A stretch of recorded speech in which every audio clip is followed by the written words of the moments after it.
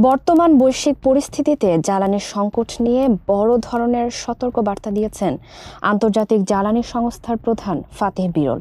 তার মতে, তেল সংকট ও গ্যাস বিপর্যয়ের সম্মিলিত প্রভাবে বিশ্ব অর্থনীতি এখন একটি বড় হুমকির মুখে রয়েছে।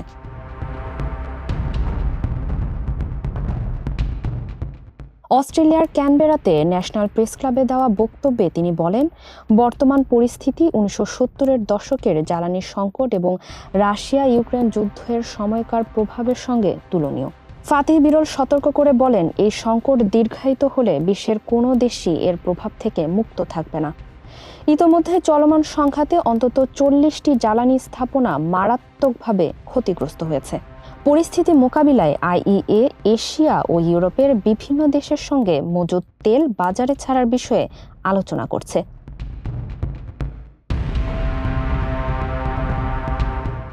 এদিকে হরমুজ প্রণালীকে ঘিরে উত্তেজনা বাড়ায় বিশ্ববাজারে জ্বালানি তেলের দামও বৃদ্ধি পেয়েছে। ইরানকে ঘিরে যুক্তরাষ্ট্রের হুমকির পর বাজারে অস্থিরতা আরও বেড়েছে। সর্বশেষ তথ্যে দেখা গেছে, ওয়েস্ট টেক্সাস ইন্টারমিডিয়েট WTI তেলের দাম প্রায় 1.8% বেড়ে প্রতি ব্যারেল $100 ছাড়িয়েছে। একইভাবে নর্থ সি ব্রেন্ট ক্রুড তেলের দামও বেড়ে ব্যারেল প্রতি প্রায় $113.44 পৌঁছেছে।